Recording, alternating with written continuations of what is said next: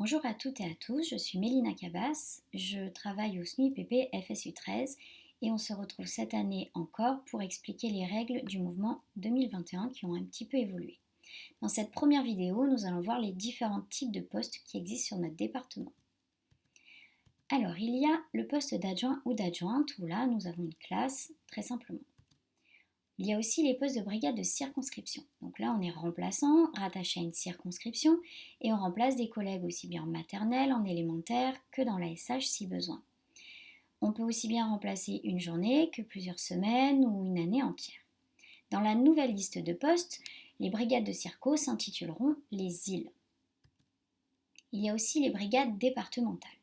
Là, on remplace des collègues qui sont en formation et on remplace sur à peu près un tiers du département. Ces remplacements-là sont généralement plutôt à la journée, mais ça peut aller à quelques semaines, par exemple pour les remplacements de collègues qui préparent les stages direction. Dans la liste des postes, ça s'intitulera BD FOCO, donc Brigade de formation continue. Il y a aussi les brigades REP+. Donc là, ce sont des remplacements qui sont vraiment planifiés à l'avance, vous connaissez votre planning, et vous remplacez des collègues de REP+, qui partent en formation. Pendant la période 3, c'est-à-dire janvier-février, comme il y a besoin de renforts dans les circonscriptions, à ce moment-là, les brigades REP+ sont réquisitionnées pour faire de la maladie. Alors cette année avec le Covid, certaines brigades REP+ et certaines brigades départementales ont été réquisitionnées sur de longues périodes sur de la maladie.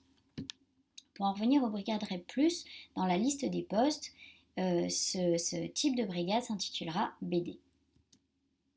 Ensuite, il y a les TRS. Donc les titulaires de secteur viennent compléter les collègues qui sont à temps partiel. Donc ça peut être une journée, des mi-temps, une semaine entière par exemple dans le cadre de direction où la décharge serait sur toute la semaine. Mais les fractions obtenues sont là pour l'année entière. Donc on a un planning qui est stable et ce sont à chaque fois nos classes que l'on retrouve toutes les semaines.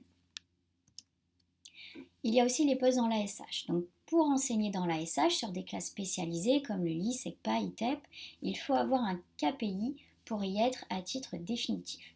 Sans ça, vous pouvez les demander, mais vous n'y serez qu'à titre provisoire. Les directeurs et les directrices, eux, donc sont là en plus de la classe pour s'occuper de l'organisation pédagogique et administrative de l'école.